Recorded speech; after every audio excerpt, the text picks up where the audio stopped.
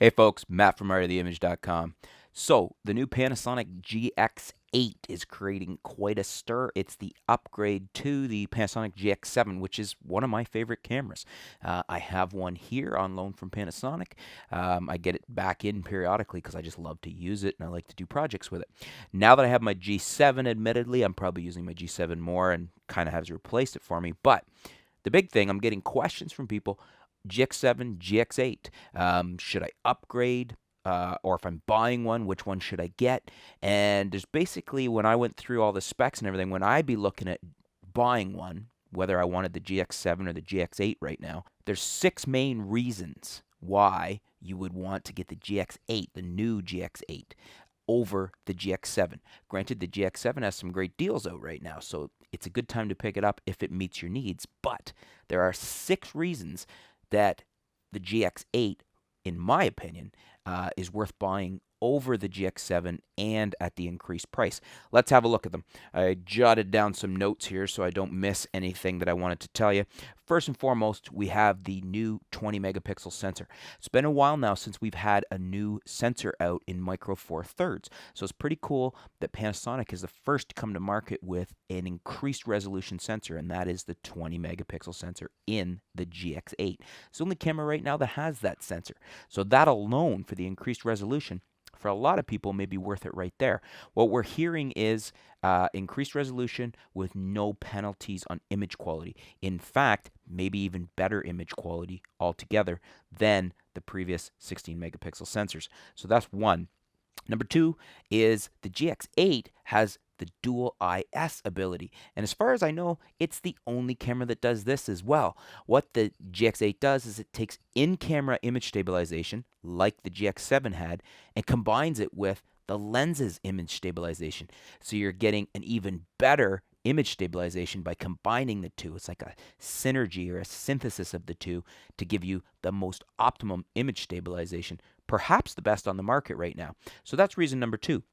Reason number 3, the GX8 uses the new DFD, and that's, I believe it's depth from defocus, autofocus. It's basically a variation of what's in the flagship GH4. It's in my G7, if memory serves, but the GX8 has that. The GX7 does not.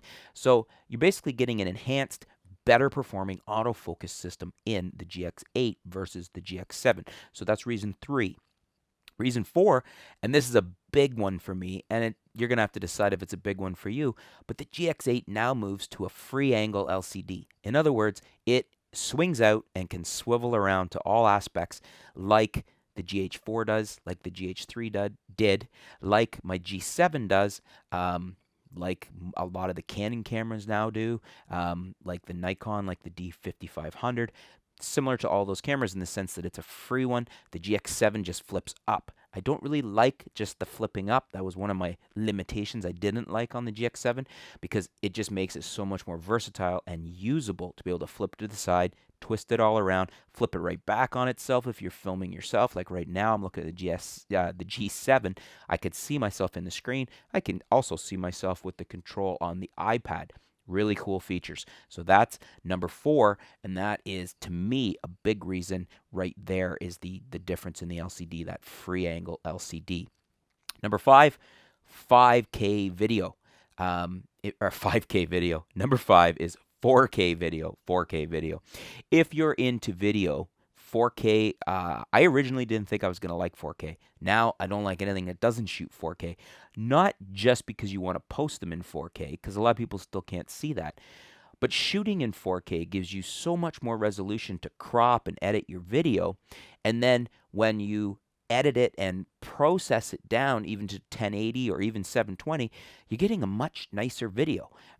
Think of it as when you take a high resolution image and condense it down, you got all that room to crop. But with video, it just seems to make a much better 1080. In other words, if I shoot in 4K and export to 1080, I'm getting a better video than if I had just shot in 1080. And to me, that's huge. The other thing that goes hand in hand with this, and this is number 6, point number 6 for the GX8 over the GX7, is because it shoots 4K video, it also allows you to do this new 4K photo features. So in other words, you can extrapolate 4K size images out of the 4K video. And those are pretty decent size images. They're usable as images, whereas out of 1080, not so much. With a 4K extrapolated images, you're almost 4,000 wide as far as pixels go on the long side. That's a pretty decent size image. Wasn't that long ago we were shooting 6 megapixel DSLRs and thought they were big enough for anything. And they pretty much were. I've had huge images printed off 6 megapixel DSLR files. But these are bigger. So, it's a really neat new way to extract images and to get your images. Think of moving subjects. Shoot them in 4K video and be able to extrapolate that perfect image, that perfect smiley face, the baby, playing and smiles, and boom, you caught it. You didn't have to worry about snapping the image. You extrapolated it from video. It's a pretty cool feature. They've even got the feature where it'll actually start recording a minute or a period of time. I'm not sure if it's a minute before you hit the record button. So it's like that pre-capture so that you're not missing something. So that it's helping you that if you didn't quite get it when you push the record, the camera started or has been recording just a bit of time before you push that record button, which is really cool. And again, that's not on the GX7. So those are huge features, I think, on the GX8. So overall, those are my 6 reasons why I think that you would want to get the GX8 over the GX7. 6 reasons I would buy it right now over the GX7. Now, a couple other things to note. The GX8 has gotten a little bit beefier and a little bit heavier. Not a lot. We're looking at 487 grams, 1.07 pounds versus 402 grams, 0.89 pounds. And that's including the battery in it, but you're always going to be using the camera with a battery.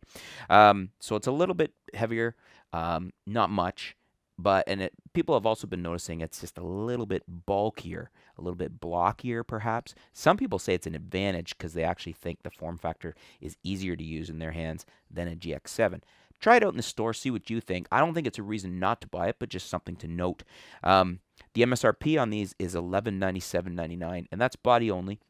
It's right now a premium price for a premium camera. It's probably just about the most capable, most advanced Micro Four Thirds camera on the market right now. But those are my 6 reasons why you should buy this GX8, or I would buy the GX8 over the GX7. If you have any questions, if you have another reason that you think I've missed, or if you disagree, leave them in the comments below. We'll have a discussion on it. And if you have any questions, I'll see if I can get them answered for you. Thanks for tuning in. We'll be back soon here at artoftheimage.com.